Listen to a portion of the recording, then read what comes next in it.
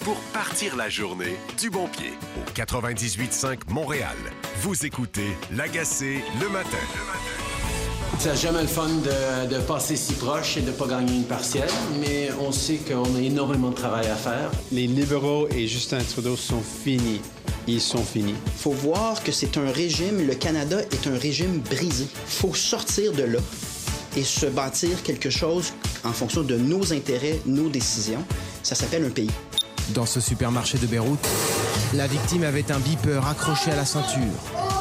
Une explosion simultanée, partout dans le pays, sur ces appareils utilisés par le Hezbollah. Voici Patrick Lagacé. Mercredi le 18 septembre. Merci d'être là. On commence avec une météo aujourd'hui. Mercredi, rare journée nuageuse de ce beau mois de septembre. Demain aussi, ça va être nuageux. Pas de pluie à l'horizon, semble-t-il. Chaud, 27 degrés. Demain, ça va être encore gris, 26 degrés. Et c'est le retour du beau temps pour vendredi. Vendredi, samedi, dimanche, retour du soleil. Plus frais, par contre, 23, 22 et 21 degrés. C'est un retour des nuits plus fraîches aussi. Vous pouvez m'écrire au 98-985. Je commence avec ce qui s'est passé au Liban hier. Vous avez peut-être vu les images.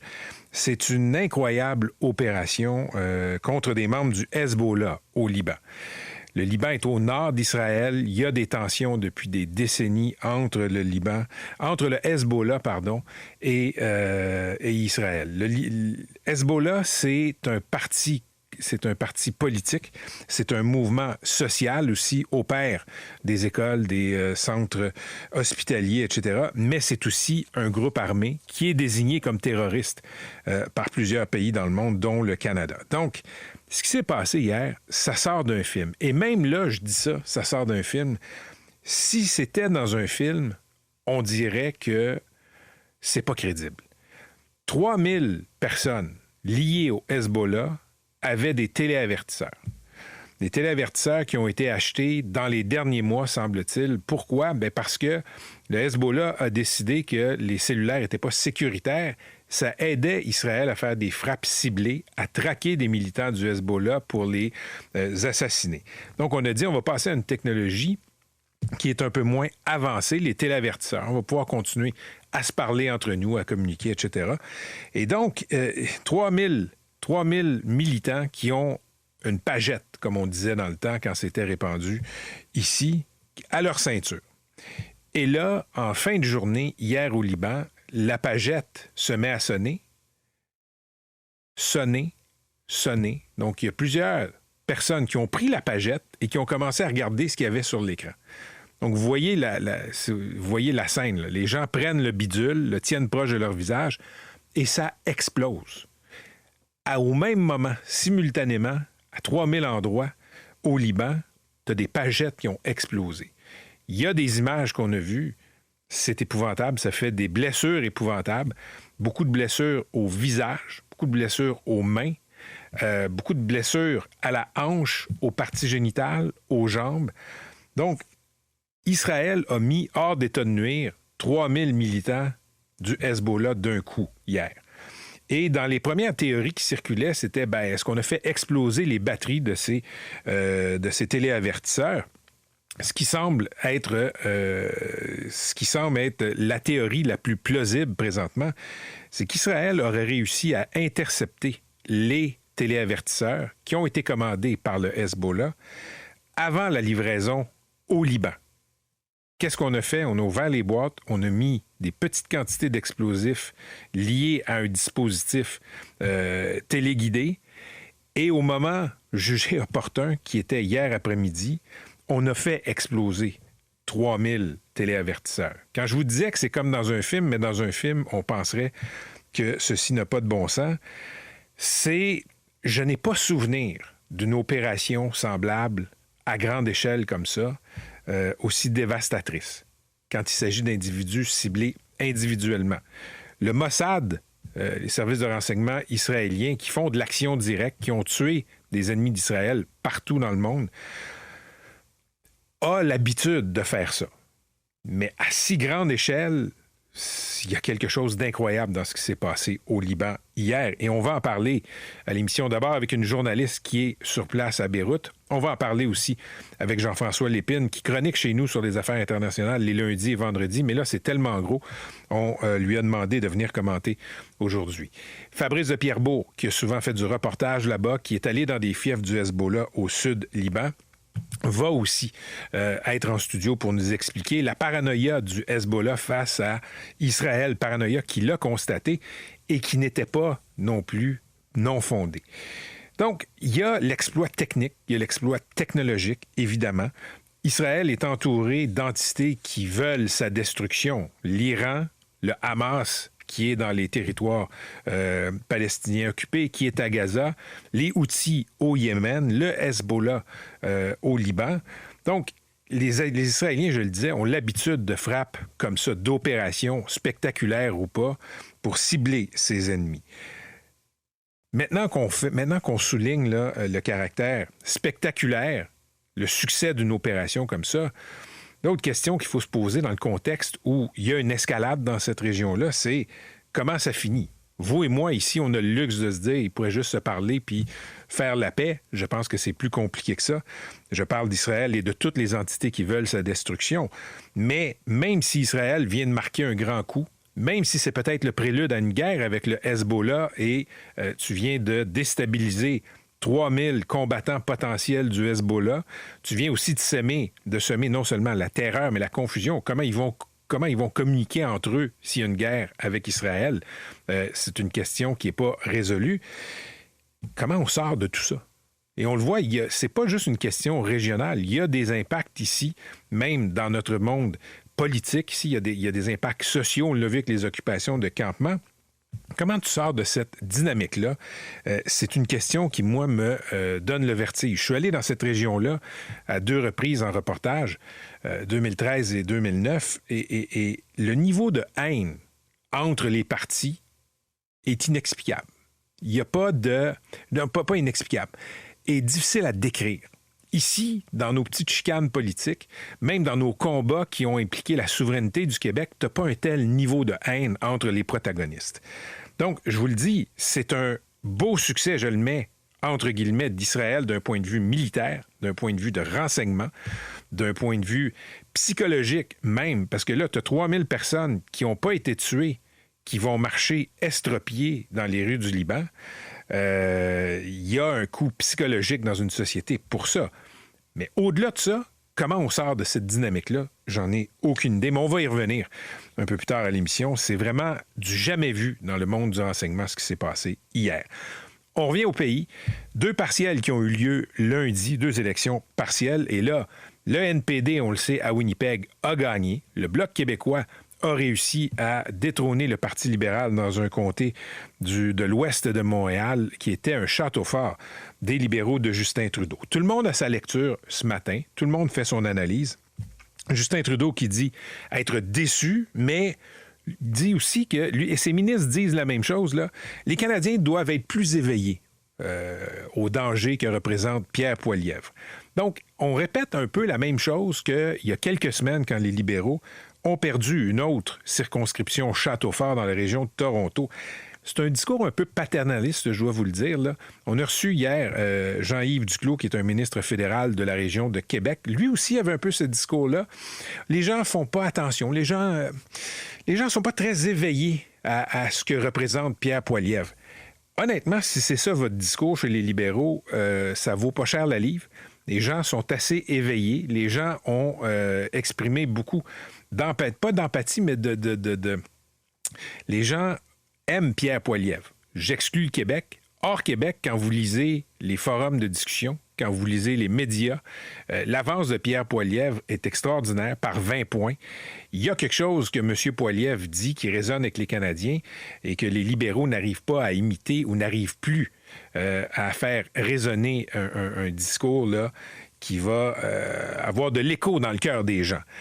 Pierre Poilievre a trouvé la recette pour peser sur certains pitons. Et si la réponse des libéraux, c'est, savez-vous quoi, les gens ne comprennent pas c'est qui Pierre Poilievre, si c'est ça votre réponse, je pense qu'il y a d'autres défaites qui s'en viennent. M. Trudeau, encore une fois, qui dit, lui, je ne vais pas partir. Jagmeet Singh, lui, pense que M. Trudeau est fini. Ce serait intéressant de voir si mardi prochain, il va décider de faire front commun avec les conservateurs pour faire tomber le gouvernement minoritaire. Parce que si M. Singh dit que M. Trudeau est fini, bien, peut-être qu'il devrait passer de la parole aux actes. Paul Saint-Pierre Plamondon, lui, le chef du Parti québécois, voit la victoire du Bloc dans la salle Aymar-Verdun comme un sursaut du mouvement souverainiste. Il voit ça comme positif pour le mouvement souverainiste. Je voudrais juste souligner une chose. Allez lire Paul Journet aujourd'hui dans la presse et Paul souligne qu'entre la première et la troisième place, il y avait 600 voix de différence. Le Bloc a gagné par 248 voix dans cette circonscription. Disons que c'est pas une victoire hyper convaincante. C'était une lutte à trois. Ça aurait pu aller d'un côté ou de l'autre. Et je le soulignais, là, M. Poilievre, lui, qui veut faire tomber le gouvernement dès mardi prochain. Anecdote, puisqu'on est en train de parler d'Ottawa. Sur la colline parlementaire à Ottawa, il y a des militants d'extrême droite, des conspis qui vont écœurer les députés. Ils vont écœurer les députés du Bloc, du Parti libéral, du NPD. Et ce qu'ils font, bien, ils les filment, ils les invectivent, ils les insultent. C'est pas la première fois que ça arrive. Et là, il y a eu un incident, une altercation hier entre Jagmeet Singh, le chef du NPD, et des types comme ça qui le suivaient. Et à un moment donné, on le voit sur la séquence, il y a un des gars qui crie à Jagmeet Singh « T'es un bâtard corrompu ».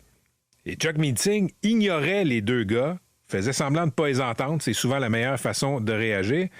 Et M. Singh a tourné les talons. Et il est allé voir les deux gars et il a dit « Qui m'a dit ça? » Et Jagmeet Singh, quand on le voit à télé, il a l'air d'un gentil monsieur, etc. Sans doute l'est-il. Mais je veux juste souligner une affaire qui est peut-être pas connue de tous. D'abord, il est assez carré. Ensuite, c'est un gars qui a fait des sports de combat.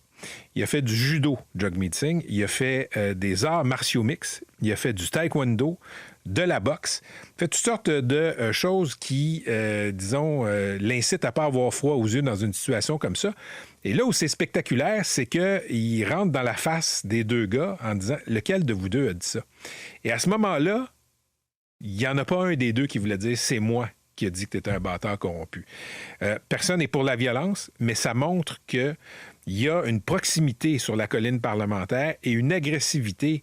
Je ne veux pas dire de Jagmeet Singh. Je pense que Jagmeet Singh a été très patient. C'est pas la première fois qu'il a été invectivé comme ça par des gens qui le harcèlent et qui le talonnent sur la colline parlementaire, mais il y a une agressivité de ces militants-là. Et un jour, je l'ai déjà dit, ça risque de mal finir.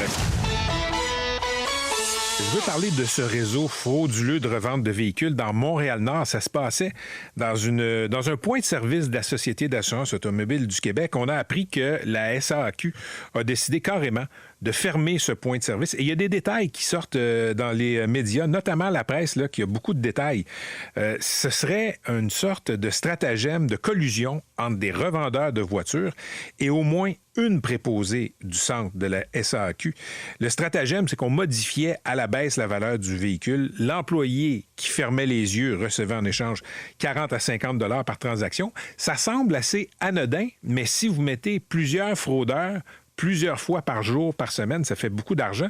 Et là-dessus, il semble que Revenu Québec, l'Aide sociale, la SAAQ étaient les victimes de cette fraude-là. Et ce qui est particulier, c'est que la dénonciation originale a été faite à la Société de l'assurance automobile du Québec par une femme qui a été témoin de ça. Elle côtoyait un des fraudeurs qui s'en vantait, qui parlait de son cartel, etc. Elle a décidé que ça n'avait pas d'allure. Elle a dénoncé. Ça a mené à une enquête de l'UPAC qui est en cours. Ça a mené à la fermeture de ce point de service. Et cette femme-là témoigne aux journalistes de la presse. Vous pouvez lire ça sous la plume de Vincent Larouche et de Henri Vézina. Autre nouvelle qui est absolument délicieuse si vous n'êtes pas un contribuable de Laval, c'est à la une du Journal de Montréal. Paolo Galati, du parti Action Laval, c'est un conseiller municipal là-bas, s'est fait rembourser par les fonds publics, tenez-vous bien, un saut folie. Son épicerie chez Costco, qui comportait notamment, mais pas seulement, du Nutella, du beurre d'arachide, du miel, du sirop d'érable et même de la soupe au chou-fleur et de la crème hydratante Aveeno. Pourquoi? Je ne le sais pas. Une jardinière auto-arrosante, une montre Apple à 1000 $, Et depuis 2017, ce monsieur Paolo Galati s'est fait rembourser par les contribuables de la ville de Laval pour 16 000 $ de produits Apple. Sa défense aux journalistes du Journal de Montréal, c'est « Si ce sont des choses que j'utilise pendant mes réunions, ça fait partie de mon travail. » On lui souhaite une bonne journée et si un journaliste le croise bientôt, j'aimerais juste avoir une réponse à une question. En quoi de la crème hydratante Aveeno fait partie de votre travail, M. Galati? De la gomme? Je peux comprendre, tu vas avoir bonne haleine si tu reçois des citoyens dans ton bureau. Produits Apple, il y en a beaucoup, je trouve, puis l'excuse des AirPods, les écouteurs AirPods sans fil, que tu as des acouphènes, je trouve que c'est un peu tiré par les cheveux, mais honnêtement, la crème hydratante, je comprends pas en quoi ça fait partie du travail. On va parler à l'émission aujourd'hui des écrans. Il y a cette commission sur les écrans dans la vie des jeunes qui se poursuit et l'association des directions d'école qui a fait une présentation hier devant les députés. Et ce qu'on constate dans les directions d'école, c'est que depuis quelques années, les élèves québécois ont de la difficulté à écrire, à s'exprimer, à socialiser, et ils auraient une moins bonne motricité fine. Donc, la motricité fine, c'est ce dont vous avez besoin pour écrire. On estime aussi qu'ils ne savent plus comment entrer en relation. C'est une grande perte pour les habiletés sociales. Il y a l'INSPQ, l'Institut national de santé publique, qui est venu témoigner aussi et qui dit que la réduction du temps d'écran en contexte scolaire devrait être considérée à la fois pour les usages pédagogiques en classe, mais il devrait en avoir le moins possible. Pour l'INSPQ, c'est un enjeu de santé publique. Et là, je trouve qu'on commence à rentrer dans le vif du sujet à cette commission. On sort des discours un peu gnangnants où l'équilibre devrait primer, on devrait parler aux enfants, laisser les enfants s'exprimer là-dessus. Moi, je veux bien qu'on laisse les enfants s'exprimer sur les écrans, mais quand on voit l'effet des écrans, l'effet addictif des écrans sur les jeunes, quand on voit comment ça modifie leur comportement, quand on voit à quel point il y a des scientifiques, des neurologues de partout dans le monde qui s'inquiètent, l'opinion des jeunes sur leur temps d'écran, surtout à l'école, sincèrement, et c'est là que je parle de discours un peu gnangnan, là, je trouve que c'est pas très fort dans la balance, ça ne devrait pas peser très, très lourd dans cette balance-là. Écoutons les experts. Il va falloir se préparer mentalement, les Québécois, à peut-être sortir les écrans en grande partie à l'école. On va recevoir tantôt 2 chercheuses de l'Observatoire des tout-petits du Québec. Pourquoi? Parce qu'il y a des constats inquiétants. Il y a au moins 1 heure de tablette par jour pour les enfants de la maternelle. Et si vous parlez aux spécialistes, si vous parlez aux neurologues, aux neuropsychologues, ils vont vous le dire. À 5 ans, à maternelle, tu n'as pas d'affaire à avoir une tablette dans les mains. Et je sais que dans les écoles, on s'en sert beaucoup comme d'une récompense. C'est encore pire. Dernier point que je vais aborder avec vous, celui des pushers en ligne. Il y a une enquête du service de police de la Ville de Montréal hier qui a abouti. On a arrêté 2 individus, un mineur et un adulte qui se livraient à du trafic illicite, des pilules contrefaites. On te vend ça en disant que c'est de l'oxycontin, par exemple, mais c'est pas de l'oxycontin. Ça a été... on a pris de la cochonnerie, on a pris des substances plus fortes que le fentanyl. On vend ça à des jeunes, on vend ça en ligne, dans une sorte... Écoutez, les deux accusés appelaient leur racket le couche-tard. C'est un jeu de mots sur couche-tard pour dire que c'est un dépanneur ouvert 24/24. Couche, K-U-S-H. Semble-t-il que c'est un nom qui est donné à une forme de cannabis. On faisait des livraisons à domicile, on ciblait des jeunes, on leur donnait aussi des drogues gratuites pour les rendre dépendants. Et ça a mené à 2 cas de surdose où des jeunes sont décédés. Un des cas, celui de Mathis Boivin, 15 ans, qui est mort la veille de Noël dans la maison familiale, avait consommé une pilule après être monté se coucher. Son père, Christian, qui va être avec nous un peu plus tard à l'émission, est désormais en croisade, parle aux jeunes, va dans les écoles, leur parle des dangers de prendre de la cochonnerie comme ça. Il y a un autre jeune, celui de Nikian Lévesque-Vanny, qui avait été moins médiatisé, 19 ans, qui lui aussi est mort de surdose. Les deux se seraient procurés de la drogue comme ça de ces 2 trafiquants de drogue qui ont été arrêtés. Donc, Christian Boivin, qui va être avec nous un peu plus tard à l'émission. Vous pouvez m'écrire, 985. Toujours bien informé. Au 98.5 Montréal. Voici Patrick Lagacé. Le nombre de dossiers criminels rejetés à cause des trop longs délais dans le système de justice, c'est en train d'exploser. C'est ce que rapportait hier le journal La Gazette. Pour comprendre ce qui explique ces délais et comment ils affectent le travail des procureurs de la Couronne et aussi l'impact sur les plaignants-plaignantes, on reçoit ce matin le directeur des poursuites criminelles et pénales du Québec, Maître Patrick Michel. Maître Michel, bonjour.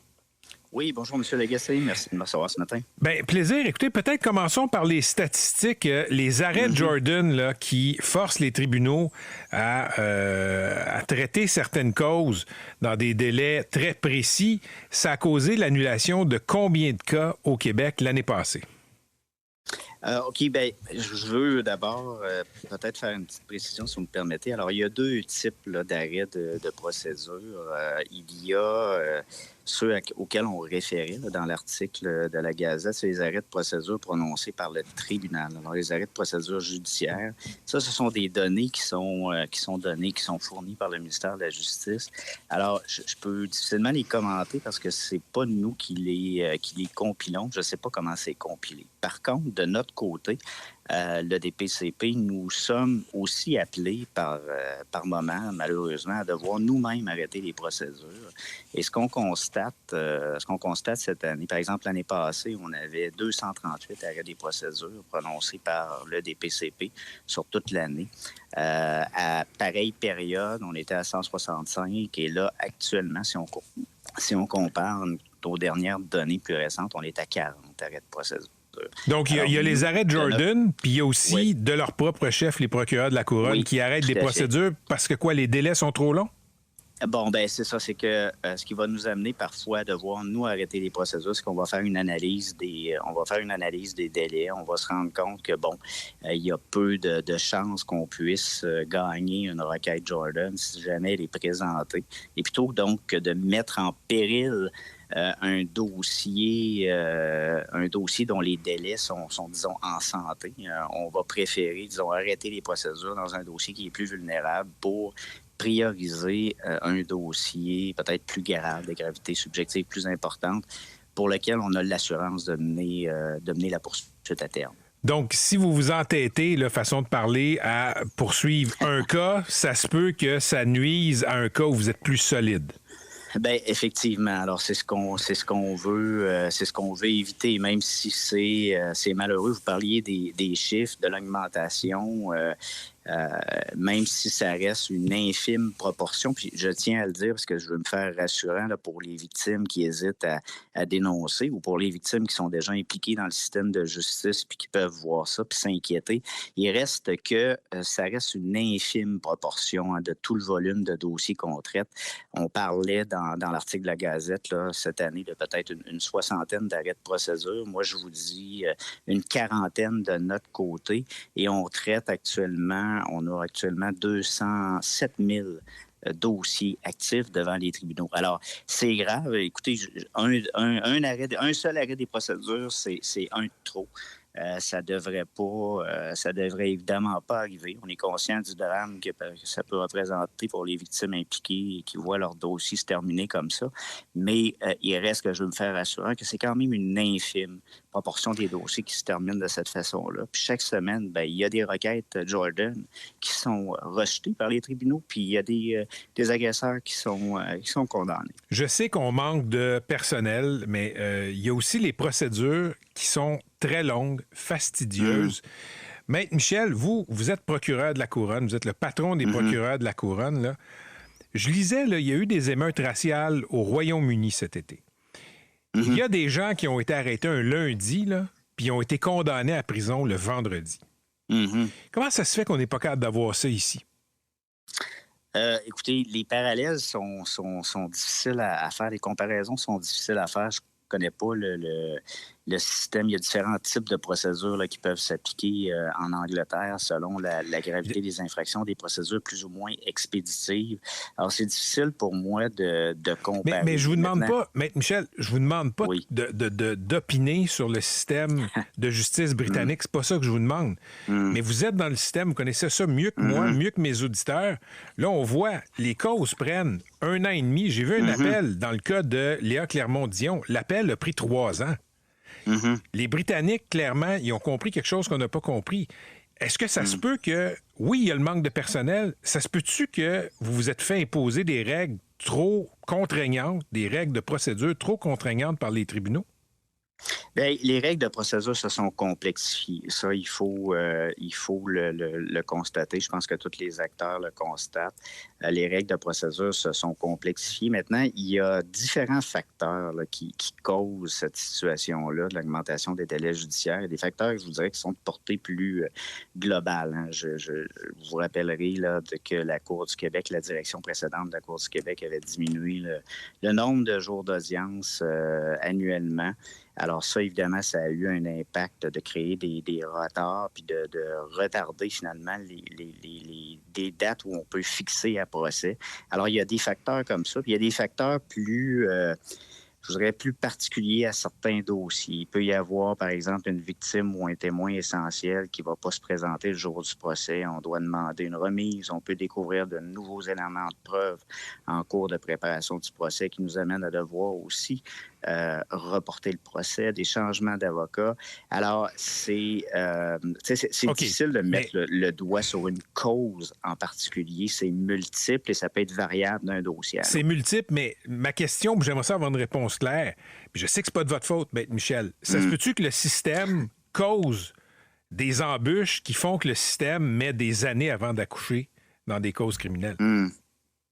Bien, moi, de ma perspective d'avocat, de dire que le système cause des embûches, c'est sûr que, on peut faire référence au fait que les accusés ont des droits qui leur sont reconnus par la Charte. Ça amène de la présentation de requêtes. Puis ça, ces requêtes-là, vous en entendez sûrement parler, ça allonge les débats judiciaires. C'est-à-dire que la moindre arrestation, tout est décortiqué, hein, de l'arrestation, de l'interpellation policière jusqu'à nos décisions à nous d'accusés.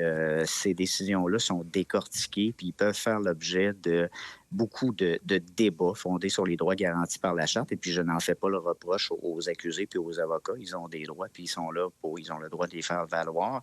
Mais effectivement, on note que ces requêtes-là peuvent retarder le début des procédures. Donc, vous êtes en train de me dire que des avocats de la défense peuvent trouver toutes sortes de recours, multiplier les recours pour provoquer des délais, ultimement en espérant que leurs clients vont finir par bénéficier d'un arrêt de Jordan. Bien, je ne veux pas imputer de non, mais vous comprenez ce que je veux dire. Là. C'est pas de la science-fiction ce que je vous dis là. Mais il faut savoir que, par contre, lorsqu'on peut démontrer, ça arrive, là, et je ne veux pas généraliser, M. Lagacé, mais oui, effectivement, ça arrive qu'on puisse démontrer que les avocats ont pu, jouer de stratégie pour provoquer des délais. Et lorsque ça arrive, ces délais-là, ils vont leur être imputés. Alors, donc, ils vont être déduits des plafonds de Jordan, puis ça va nous permettre de sauver le dossier si on est capable de démontrer qu'il y a eu une forme, je dirais, d'abus de procédure de la part des avocats. OK. Tandis que je vous ai au bout du fil, M. Michel, là, je rappelle que vous êtes le directeur des poursuites criminelles et pénales. Il y a au Québec, là, on fait une sorte d'innovation juridique, disons ça comme ça. Québec a demandé au procureur de la Couronne de ne pas poursuivre dans les cas d'aide médicale à mourir basés sur des directives anticipées. Présentement, le Code criminel interdit ça. Québec vous demande de ne pas déposer d'accusation si des médecins, des gens du système de santé font des aides médicales à mourir là, sur la base de directives anticipées. Pouvez-vous rassurer les médecins du Québec, les infirmières du Québec qui ont présentement là, une grosse réserve à pratiquer des aides médicales à mourir qui ne sont pas balisées par le Code criminel canadien? Oui, bien absolument. Bien, écoutez, vous faites référence, donc il y a eu d'une part l'orientation du ministre de la Justice qui nous demande en fait de considérer, là, lorsqu'on évaluera le dossier, qui nous demande de considérer le fait que les dispositions de la loi provinciale auront été respectées. Nous, de notre côté, puis c'est pas la première fois que ça arrive, lorsqu'on reçoit une orientation ministérielle, moi, je dois traduire ça à l'intention des procureurs dans une directive, une instruction. C'est ce qu'on a fait. Cette instruction-là, ce qu'elle prévoit, c'est que nous allons nous assurer, lorsqu'on aura analysé les dossiers, nous allons nous assurer que les volontés exprimées par la personne qui a demandé l'aide médicale à mourir, que ces volontés-là ont été respectées, qu'elles ont été exprimées de façon libre, éclairée, que la personne n'a pas subi aucune pression. Et évidemment, les conditions prévues dans la loi provinciale sont là pour ça. L'objectif de l'encadrement qu'on a dans notre loi provinciale autour des demandes anticipées d'aide médicale à mourir, c'est pour s'assurer de tout ça, que le processus qui est suivi respecte la volonté ultime de la personne qui le demande. Et nous, moi, ce que j'ai dit au procureur, c'est lorsqu'on va constater que ces volontés-là ont été respectées, que les conditions prévues dans la loi qui visent à assurer le respect de ces volontés-là ont été respectées, bien, il ne serait pas dans l'intérêt public de poursuivre. Puis je profiterai de votre question, si vous me permettez, pour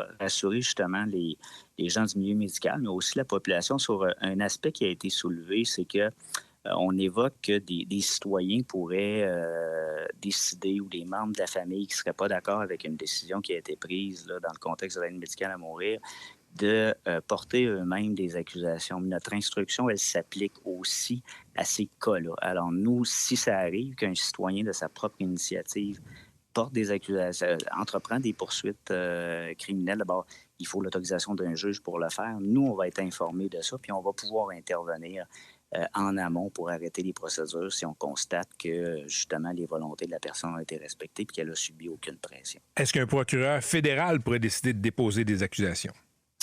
Non, le procureur général du Canada n'a pas de pouvoir de poursuivre pour ce type d'infraction-là. Le pouvoir de poursuivre, il est délégué de façon exclusive aux procureurs généraux des provinces. Alors non, il y a des exceptions à ce que je vous dis, mais pour les infractions qui pertinentes là, dans le cadre dans le contexte de l'aide médicale à mourir, le procureur général du Canada n'a pas le pouvoir d'entreprendre des poursuites au Québec. Merci pour ces précisions. Bonne journée, Maître Michel.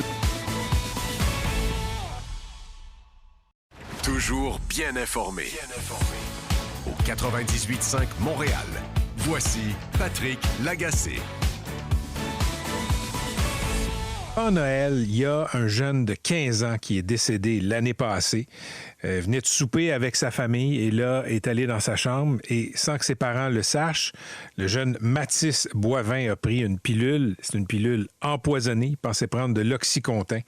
Et finalement, c'était de la cochonnerie. Ça l'a tué. Il est mort par surdose. Il y a un autre jeune, Nikiane Lévesque-Vanny, qui a vécu la même chose, 19 ans.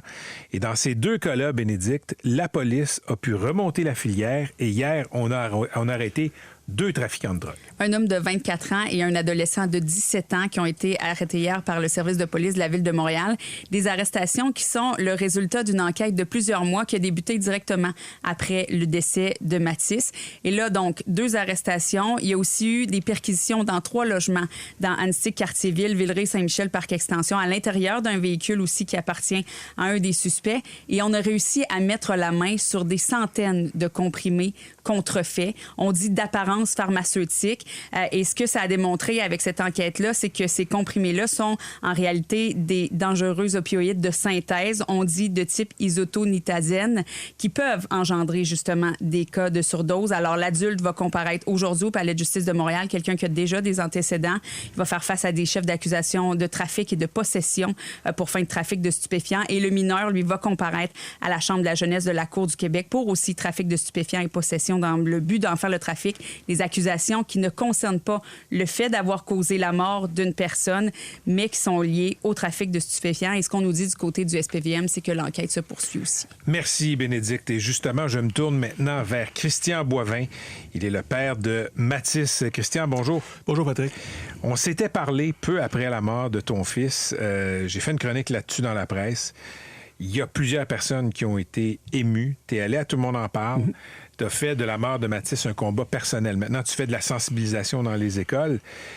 Comment tu as réagi quand la police t'a averti hier qu'on avait arrêté 2 personnes soupçonnées d'être à la tête du réseau qui a vendu la cochonnerie à Mathis? Ben, c'est beaucoup d'émotions. Hein? Hier, c'est une grosse journée d'émotions. Ça fait du bien. Ça fait du bien parce que on voit que la police a travaillé fort. Puis, tu sais, l'enquête policière, j'avais pas de nouvelles. On n'a pas de nouvelles là, lors de l'enquête policière. Là, je textais le policier. Les policiers ne disent pas « Hey, on est proche, on est sur le point d'arrêter quelqu'un ». C'est pas comme ça que ça marche. Tu dis pas ça à quelqu'un qui a une grande gueule comme moi non plus. Mais ils ont fait un travail exceptionnel. Ils m'ont dit qu'ils ont été 11 sur le dossier depuis que c'est arrivé à Mathis. Réussir à retracer un réseau comme ça. Puis là, ce matin, on a appris plus là, dans l'article de la presse. Quand même, là, ils utilisent les réseaux sociaux, ils rejoignent les jeunes, ils font de la promotion, ils donnent des bonus. Tu sais, ça fait juste des pas bonus sens. comme tu te commandes une pilule, mais on va te donner de l'Oxycontin ou du Dilodide, par exemple. Ben, c'est ça, exact. Pour t'accrocher. Pour t'accrocher. Puis la première fois, ils t'en donnent un vrai comprimé d'Oxycontin. T'en meurs pas. La fois d'après, une fois que tu dis « Ah, OK, c'était le fun », ils te donnent d'autres choses, c'est contaminé avec des nitazènes qui peuvent te tuer dès la première prise d'un comprimé comme ça.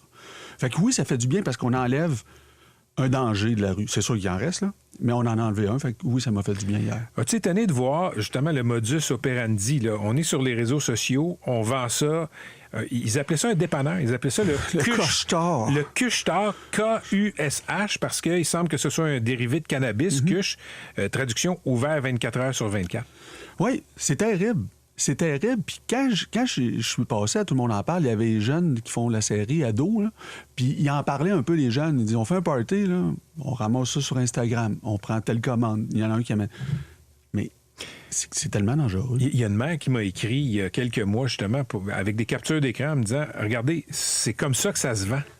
Et c'était une story sur Instagram. Évidemment, c'est pas des vrais noms, mais personne ne se cache.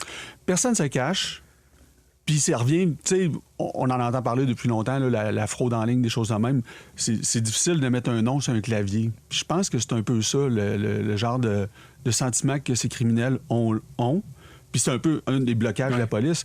Qui est vraiment en arrière du compte Instagram? Comment je vais... Tu sais, comme là, ils réussissent pas à accuser personne d'homicide involontaire ou de quelque chose. Non, ils peuvent pas parce qu'on n'est pas capable. Christian Boivin, as-tu justement une frustration? Parce que là, on les arrête pour fabrication, trafic. C'est des accusations en lien avec le trafic de drogue.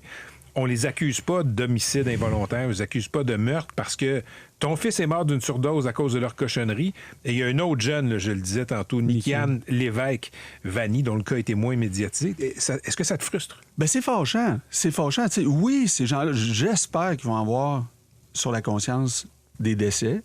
Mais c'est frustrant de ne pas pouvoir les arrêter pour vraiment ce qu'ils ont fait, parce que ça reste un homicide involontaire, mais c'est un homicide pareil. Ils ont amené des gens à la mort. Nikian, c'était le même réseau. Là. Je ne savais pas, je l'ai appris ce matin. Je connais les parents de Nikian. Puis, tu leur as parlé, d'ailleurs. Je leur ai parlé, oui, je les ai rencontrés. Puis, tu sais, on partage un peu la même douleur maintenant, puis on a un peu le même but de faire de la sensibilisation, puis d'essayer d'éviter que ça arrive à d'autres, là. Tu te promènes dans les écoles. Tu l'as dit à l'époque, là, quelques jours après le décès de ton fils Mathis, je vais en faire mon combat personnel. Je vais aller parler aux jeunes. On a reçu Manon Massé de Québec solidaire, avec qui tu as fait une séance pour apprendre à injecter de la naloxone, qui est une sorte d'antipoison, là, d'antidote quand on fait une surdose. Qu'est-ce qu'ils te disent, les jeunes, quand tu vas les voir à propos des drogues de synthèse? Ça lui fait peur. Ça lui fait peur. Ils commencent à être conscients. C'est sûr que c'est pas tous les jeunes qui sont conscients des risques. Hein? Moi, je revois Mathis l'automne passé que, tu sais, je pense, je te l'avais dit, j'avais parlé avec lui ouvertement, je savais qu'il avait essayé des choses. C'était pas caché, là, dans ta maison. C'était pas caché, non. Puis j'avais dit, Mathis, fais attention. J'avais expliqué, j'avais envoyé des articles de journaux sur les produits contaminés. Fait qu'il y a des jeunes qui le savent. Et Mathis, il y avait cette mentalité-là de 15 ans que d'autres jeunes vont avoir. Ça m'arrivera pas à moi. Je suis invincible, moi, du haut de mes 15 ans, ça m'arrivera pas. Puis malheureusement, c'est ça qu'il faut que les jeunes comprennent. C'est ça qu'il faut que les parents disent à leurs jeunes. T'es pas invincible. Il y a un risque à tous les fois que tu prends un comprimé, il y a un risque. Mais ils sont pas conscients. Quand tu vas leur parler, ils ont peur de ça, mais ils doivent être, comme tous les ados, ils doivent être inconscients. Bien, ce que j'ai eu comme message, par contre, là, j'ai fait une bonne séance, puis c'était un petit groupe, il y avait une dizaine de jeunes. Je les ai présenté tout ça pendant 1 heure, puis on a parlé 1 heure par la suite. Puis ils m'ont dit vraiment qu'ils sortaient de là, plus qu'après un atelier avec soit des policiers, soit des intervenants. Ils ont dit, on est changé, là. Là, j'ai compris. Tu sais, je veux dire, j'ai eu des témoignages de jeunes au Saguenay, quelqu'un qui a amené de l'analoxone dans un party à cause de Mathis. T'sais. Fait que ça fonctionne. Il voulait en avoir sur lui au cas où. Oui, bien, il voulait que dans le party, il y a 3 trousses de naloxone, puis si on voit quelqu'un s'endormir ou s'évanouir, on prend action. Il y a des gens qui nous écoutent qui vont peut-être se dire, Christian Boivin, là, en réaction à ce que tu viens de dire, ben, c'est banaliser la drogue, ça. Peut-être que tu aurais dû dire à ton enfant, prends pas de drogue. Qu'est-ce que tu réponds à ça? Oui, la fameuse répression totale, ça marche pas parce qu'ils vont en prendre pareil. Tu sais, je vais parler à tous les adultes qui ont des ados comme moi, là. Est-ce que vous écoutiez vos parents quand vous aviez 15 ans? Tu sais, moi, je suis le premier à dire, non, maman, c'est beau, tout correct. C'était pas correct, là. Fait qu'ils vont en prendre pareil. Fait que je pense que le principe de réduction des méfaits est beaucoup plus important à promouvoir. Tu sais, moi, je le dis aux jeunes, hein, parce que dans mon speech que je fais aux jeunes, je le dis carrément, l'idéal, c'est de pas en prendre. Zéro risque. Si tu prends rien, t'en as pas. Mais si tu décides de consommer pareil, consomme pas tout seul. Réduis les quantités. Avertis un adulte en qui tu as confiance. Ça peut être un parent, un oncle, un intervenant. Et de l'analoxone. Donne-toi toutes les chances possibles pour pas en mourir. Tu sais, les portes fermées, là, Mathis, il a fermé sa porte ce soir-là. Là.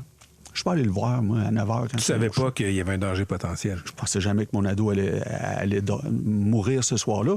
Puis, je l'ai déjà dit, on ne shake pas notre ado à 9h le soir à cause qu'il s'est couché plus tôt. On est plutôt content qu'il s'est couché tôt, puis il va se lever plus facile le lendemain. T'sais. Christian, on s'est parlé peu après la mort de Mathis là, pour la chronique que j'ai faite dans la presse. Paradoxalement, tu étais survolté. Ah oui, j'étais en état de choc. Et j'ai envie de te demander, 9 mois plus tard, comment tu vas? Comment ta famille va? Ça va bien, ça va bien. Ça fait du bien de faire de la prévention, de la sensibilisation. Je me suis renseigné beaucoup là-dessus, puis tu as l'impression d'aider, de sauver. C'est sûr que tu te sens impuissant pour bien des choses. Hein? Le gouvernement, je trouve qu'il en fait pas assez, puis on va toujours trouver, il en fait pas assez pour tout, là, c'est pas compliqué. Mais ça va quand même bien. Je continue à faire ça. Je travaille avec des organismes communautaires qui font de la prévention dans les écoles, dans les parties, des choses de même. La famille, Olivier et Frédéric vont bien, 11-13 ans. Ma conjointe aussi, on parle tout le temps de Mathis. Il n'y a rien de tabou. On parle de Mathis à tous les jours. On réussit à regarder par en avant. On n'a pas le choix. Mais on réussit à avoir une vie aussi. Puis c'est important. C'est important pour le frère et la sœur de Mathis qu'on continue à vivre, finalement. Christian, merci pour ce que tu fais. Merci pour la prévention. Je suis convaincu que ça a contribué à sauver des vies. Puis on va suivre avec intérêt le dossier des 2 trafiquants de drogue qui ont été arrêtés et qui sont soupçonnés d'avoir vendu cette pilule empoisonnée à ton fils et aussi à un autre jeune. Merci beaucoup. Merci beaucoup, Patrick. Je vais être au palais de justice ce matin.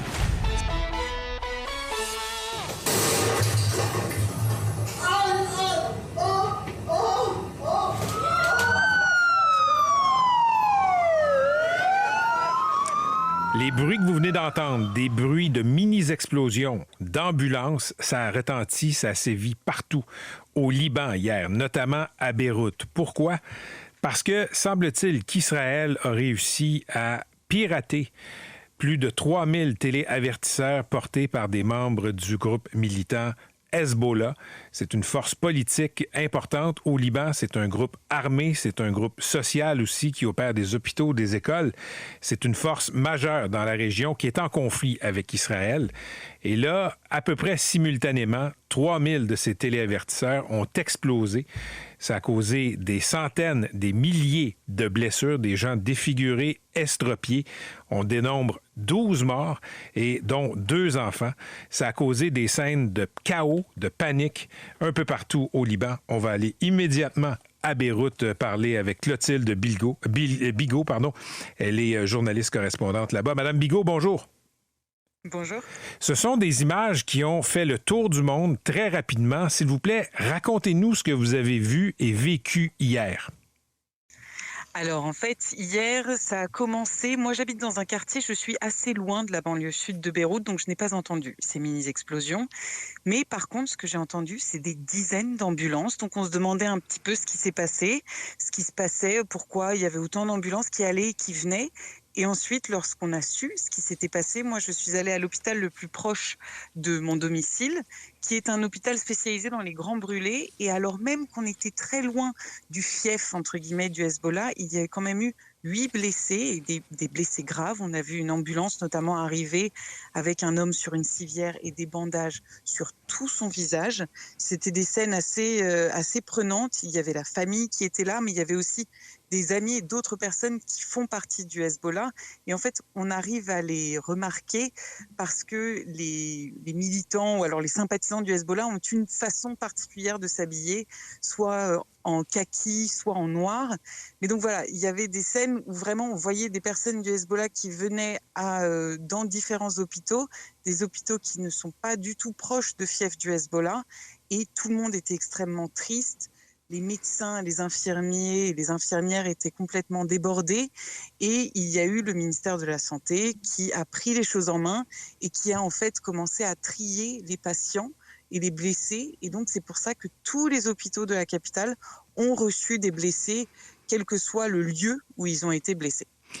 On parle de milliers de mini-explosions qui ont causé des dommages considérables, Clotilde Bigot. Ça a été un choc qui allait au-delà de ces mini-explosions. C'est tout le Liban, si je comprends bien, là, qui est aujourd'hui dans la stupéfaction. Oui, exactement. Alors, il y a la stupéfaction déjà tout simplement technologique. Tout le monde se demande comment est-ce qu'Israël a réussi à pirater ces petits beepers, ces pagers, comme on les appelle. Et en fait, visiblement, ils auraient changé les piles et auraient mis une petite quantité d'explosifs dans les piles qui auraient ensuite surchauffé et donc explosé. Donc, il y a d'abord, évidemment, cette stupéfaction technologique, technique, comment est-ce qu'Israël a réussi à faire ça. Et après, il y a le côté, on retourne en fait au côté hospitalier, le nombre de blessés extrêmement important et ces scènes dans les hôpitaux de la capitale et d'ailleurs du sud et de la plaine de la Bekaa notamment, on voit des dizaines de personnes en sang par terre. Et là, tous les Libanais se sont souvenus du 4 août 2020. C'est-à-dire que en fait, ces scènes étaient les mêmes et donc ça a ramené tout le monde 4 ans en arrière avec cette même crainte et ces mêmes images horribles de centaines de Libanais blessés, qu'ils fassent partie du Hezbollah ou pas, ce n'était même plus la question, c'était des Libanais blessés sur le sol à l'hôpital. Clotilde, merci. Je sais que c'est une journée particulière au Liban. Là. Les écoles sont fermées, les hôpitaux sont surchargés. On aura sans doute l'occasion de s'en reparler. Merci pour cette correspondance. Bonne journée. Merci. Clotilde Bigot, journaliste et correspondante à Beyrouth. Je me tourne maintenant vers Fabrice de Pierrebourg, qui est en studio, qui est souvent allé dans cette région, qui va y retourner, qui a fait des reportages sur le Hezbollah, sur ce conflit entre Israël et le Hezbollah, et aussi le Hamas, une région absolument explosive qui l'est encore plus ce matin. Salut Fabrice. Bonjour Patrick. D'abord, on va peut-être rappeler c'est quoi le Hezbollah. On dit c'est un groupe terroriste, c'est vrai, c'est aussi un groupe terroriste, mais c'est plus que ça au Liban. Effectivement, c'est pas si simple. C'est un mouvement chiite. Donc, les chiites représentent environ 30% de la population au Liban. Et on dit que c'est un pur produit de la révolution iranienne de 1979. C'est-à-dire qu'à peu près en 1982, il y a tout un tas de milices chiites au Liban qui ont été regroupées pour faire la lutte à Israël, qui à l'époque déjà avait envahi le sud Liban. Donc c'est parti d'un mouvement, je dirais, de résistance. D'ailleurs, c'est toujours comme ça qu'il se présente. Et petit à petit, il a acquis une légitimité au Liban. Et aujourd'hui, c'est pour ça que les choses sont complexes. C'est à la fois un parti politique, le Hezbollah, avec des députés au Parlement libanais régulièrement élus, des ministres, mais aussi une branche paramilitaire qui est la seule milice, très puissante d'ailleurs. On dit que c'est quasiment la milice la plus puissante au monde. Même les Américains l'ont reconnu il y a quelques années au niveau de son armement.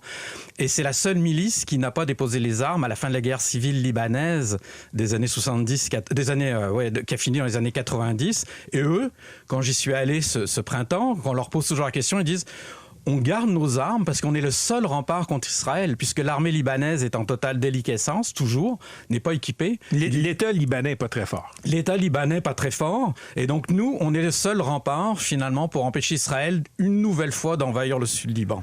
OK. Là, il y a cet exploit, je le mets entre guillemets, c'est un exploit technique, logistique. Parvenir à pirater 3000 téléavertisseurs, les faire exploser quasiment simultanément. Pourquoi Israël aurait fait ça? Les superlatifs manquent, c'est sûr, parce que c'est surtout... Moi, c'est l'ampleur, comme tout le monde, qui me surprend. Ouais, t'as jamais vu ça, là? J'ai jamais vu ça. Mais le mode opératoire, le Mossad, donc, est un service de renseignement extérieur israélien, au même titre que la CIA aux États-Unis ou la DGSE, sont rompus à des opérations audacieuses, non conventionnelles, et il n'y a rien qui les arrête, quoi. Le mot impossible ne fait pas partie de leur vocabulaire, que ce soit d'un point de vue technique, je dirais, logistique et encore moins légal, hein, parce qu'il y a aussi cette implication-là. Et hier, j'ai essayé de retrouver plusieurs opérations. On a beaucoup parlé d'un précédent, d'un artificier du Hamas qui a été tué en 1996 à Gaza par l'explosion de son téléphone cellulaire. Mais si on remonte à Munich, les Jeux Olympiques de Munich, hein, ça fait un très bon film après d'ailleurs, oui. En 1972, les Israéliens après ont entrepris de liquider tous les responsables directs et indirects de cette opération qui avait tué 11 athlètes israéliens. Et l'un d'entre eux était tué à Paris dans son appartement par l'explosion de la base de son téléphone fixe. C'est-à-dire qu'ils avaient pu rentrer dans l'appartement, mettre une bombe dedans. Mais il y en a encore eu d'autres. Fabrice, les gens qui ont vu le film Munich vont s'en souvenir. Puis c'est fidèle aux faits, je pense. Là. Faire exploser un téléphone, t'infiltrer dans un appartement, c'est une chose. Mettre la main sur une cargaison de 3000 téléavertisseurs, les piéger un par un, sans que ça paraisse, je veux dire, il n'y a pas de précédent dans le monde de l'espionnage. Non, c'est pour ça que c'est l'ampleur qui me surprend, c'est pas la technique. On va apprendre. C'est sûr qu'il y a plusieurs théories. Effectivement, un peu d'explosifs de synthèse de type plastique à l'intérieur. Est-ce qu'ils l'ont fait à l'usine? Hier, on avait dit que ça avait été fabriqué à Taïwan, maintenant peut-être en Hongrie. Est-ce que c'est à cet endroit-là qu'ils avaient un complice? Est-ce que c'est pendant l'approvisionnement? Est-ce que c'est à l'arrivée? Je veux dire, tout est possible. Israël a des espions partout, et même au Liban, dans les fiefs du Hezbollah. C'est pour ça que moi, j'ai constaté leur paranoïa extrême, et ils ont raison d'être paranoïaques. Parce que, je veux dire, ils savent que le Mossad a la capacité, finalement, d'infiltrer même l'organisation la plus puissante, comme le Hezbollah, qui a un maillage sécuritaire très efficace. Je peux te dire, moi, j'ai passé plusieurs jours, ça a été j'ai été obligé d'avoir plusieurs autorisations, j'ai été suivi pas à pas. Je faisais mes photos, les photos étaient contrôlées. Oui, et je les comprends. T'étais pas bien reçu quand tu prenais des photos si t'étais hors des zones où t'étais sous supervision. C'est ça, j'ai eu une petite mésaventure quand je suis revenu à Beyrouth, à Saïda. J'ai voulu prendre une photo qui me semblait a priori anodine, qui était une photo de galerie, ce qu'on appelle de martyrs, de combattants qui étaient morts dans une rue. Et ça n'a pas pris une seconde que quelqu'un est arrivé derrière moi avec une barre de fer. J'ai été entouré, entraîné... On pensait que t'étais un espion. Oui, entraîné vers un immeuble, et c'est mon chauffeur chiite, donc du Sud-Liban, qui est venu me tirer de là. C'était une erreur de ma part, mais on les comprend parce que dès le début du mois d'octobre, quand le Hezbollah est rentré dans la guerre contre Israël en soutien au Hamas, il y avait des attaques de drones israéliens quasiment tous les jours.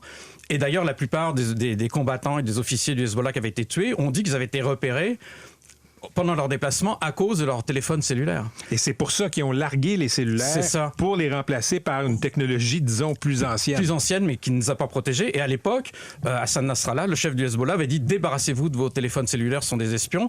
Et il avait même dit « Débranchez les caméras de surveillance chez vous connectées à Internet » parce que les Israéliens sont capables de les utiliser à leur propre fin, quoi. Donc, il y a l'aspect spectaculaire, là. Je le disais là, à 6 heures, Fabrice, si dans un film, il y avait ce scénario-là, 3000 militants d'un groupe qui sont neutralisés d'un coup parce que la plupart n'ont pas été tués. On dénombre 12 morts.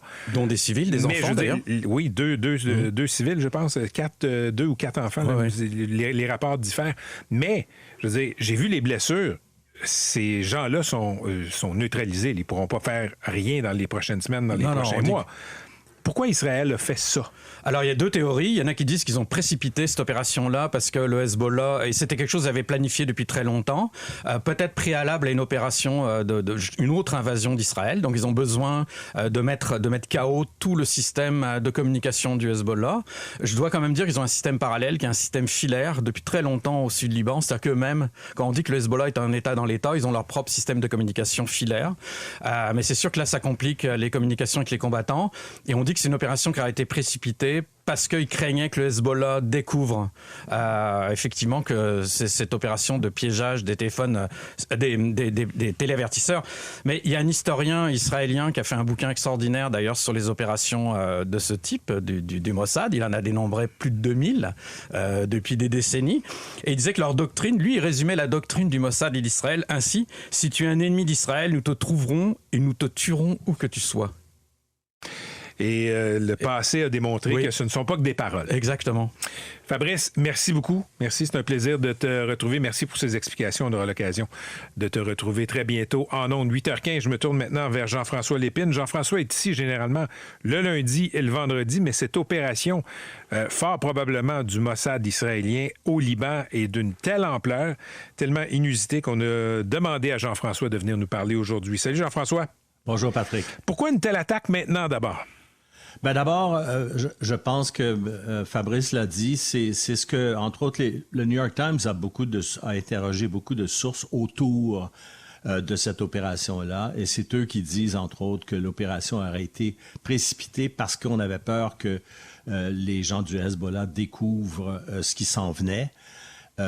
Et donc, je pense qu'elle est effectivement un peu prématurée. Maintenant, je vous ai parlé lundi dernier de ce qu'on appelle le front des alliés de l'axe du mal. Hein. C'est ce que les Israéliens qualifient comme ennemi composé de l'Iran, la Syrie, le Hezbollah et les Houthis au Yémen. Et je vous avais dit lundi que Israël avait déjà fait une attaque très importante en Syrie où ils ont détruit une usine qui fabrique des missiles sur le territoire syrien en envoyant des soldats israéliens pour la première fois depuis des décennies en Syrie. Ben, quelques jours après, on voit cette opération qui est vraiment d'une ampleur, on l'a dit, sans précédent. C'est une opération d'intimidation. Hein. C'est parce que avec un message comme celui-là, on dit, vous voyez, on vous a à l'œil. Fabrice l'a évoqué aussi. Alors, imaginez, l'ambassadeur d'Iran à Beyrouth a été touché. Il y a eu des victimes en Syrie. On dit que d'autres Iraniens auraient été touchés par cette opération-là en Syrie. C'est pas une façon de s'attaquer directement au Hezbollah pour ruiner les possibilités de militaires du Hezbollah, parce que bien sûr qu'il y a des centaines de combattants là, qui vont être inopérants pendant quelque temps, mais c'est une opération d'intimidation où vraiment on essaie de convaincre l'adversaire, touche à rien et ne cesse de nous harceler, parce il faut le dire, depuis le 7 octobre, il y a des affrontements à la frontière nord d'Israël. Il y a 60 000 Israéliens qui vivaient là avant octobre l'an dernier, le 7 octobre l'an dernier, et qui ont été obligés d'être déménagés ailleurs parce que il y a des attaques incessantes tous les jours d'une part et l'autre de la frontière. Et tout ça se passe, encore une fois, est-ce qu'on a précédé cette opération-là? Est-ce qu'elle était prévue plus tard? Mais tout ça se passe au moment où, la veille, le gouvernement israélien annonce justement une nouvelle phase dans ces opérations pour permettre à ces 60 000 déplacés israéliens de revenir le long de la frontière. Là, tout le monde s'est demandé qu'est-ce que ça veut dire. Est-ce qu'Israël va attaquer le Liban? Est-ce qu'Israël va traverser la frontière, aller sur le territoire libanais? Ça se fait, Fabrice aussi l'a évoqué, ça s'est fait dans le passé. Est-ce qu'ils veulent faire ça cette fois? En plus de tout ce qu'ils ont à gérer à Gaza, aussi en Cisjordanie, on n'en parle pas assez, où il y a beaucoup d'affrontements. Est-ce qu'ils vont avoir le culot de s'en aller en territoire libanais? D'ailleurs, le gouvernement du Liban dénonce une violation de son territoire. Ils vont présenter aujourd'hui une plainte au Conseil de sécurité des Nations unies. Je te rappelle, Patrick, que l'Assemblée générale des Nations unies est réunie, l'Assemblée annuelle est réunie à New York. Alors, tout ça se passe dans un contexte là où la grande question, c'est cette opération-là, elle n'empêche pas le Hezbollah, au contraire, de reprendre ses activités militaires. Et pourquoi l'a-t-on fait? Il va certainement y avoir une réaction militaire de la part du Hezbollah. Où tout ça va mener, c'est vraiment une grande question. Jean-François, merci pour cet éclairage. On aura l'occasion d'en reparler vendredi. Je sens qu'il va y avoir des développements. Merci beaucoup. Tout à fait. J'ai salué tantôt Fabrice, mais Fabrice est encore autour de la table et j'ai une question. Tantôt, dans mon tour d'horizon de l'actualité, j'ai expliqué, là, je ne suis pas allé aussi souvent que toi dans cette région-là, mais 2 fois, au Liban puis en Israël, dans les territoires occupés. Explique aux gens le niveau de haine entre Israël et les entités qui veulent la destruction d'Israël. il n'y a aucune commune mesure avec ce qu'on vit dans nos petits conflits ici. Ah non, c'est hors limite. Je dirais. C'est une haine réciproque. Le Hezbollah et d'autres mouvements ont clairement fait, même dans leur charte de création. Après, ils ont un peu tempéré ça, mais comme le Hamas, que leur but était la destruction de l'État d'Israël. Moi, les combattants du Hezbollah que j'ai rencontrés au printemps m'ont dit que leur but sera atteint lorsqu'ils pourront aller prier à Jérusalem dans leur lieu saint. Donc pour eux, c'est incroyable, mais en même temps, chacun pense qu'il a raison, chacun accuse l'autre d'avoir commencé, puis c'est sans fin. Hein. Comme Jean-François le rappelait, tous les jours, le Hezbollah et Israël s'échangent des tirs. Et moi, j'avais parlé à un membre du bureau politique du Hezbollah pour l'actualité, là, dans le reportage, et il me disait, vous savez, si on laisse Israël faire, entre autres, ce qu'ils sont en train de faire à Gaza, plus tard, ils feront ça en Cisjordanie. Et plus tard, encore, ils iront ailleurs. Donc eux, et d'ailleurs, on le voit, Israël augmente son offensive en Cisjordanie aussi. Donc pour eux, c'est capital d'empêcher Israël de continuer sa guerre. Mais Israël dit oui, mais c'est eux qui ont commencé, etc. Donc ça n'en finit plus, quoi. C'est une spirale d'attaque, de réplique à l'attaque, et on voit pas la fin. Non, et puis ce qui se passe à Gaza n'est pas prêt de finir d'alimenter la haine contre Israël, quoi, au Moyen-Orient. Merci beaucoup, Fabrice. On va avoir l'occasion de s'en reparler. Fabrice de Pierrebourg, reporter international. Merci beaucoup, Fabrice.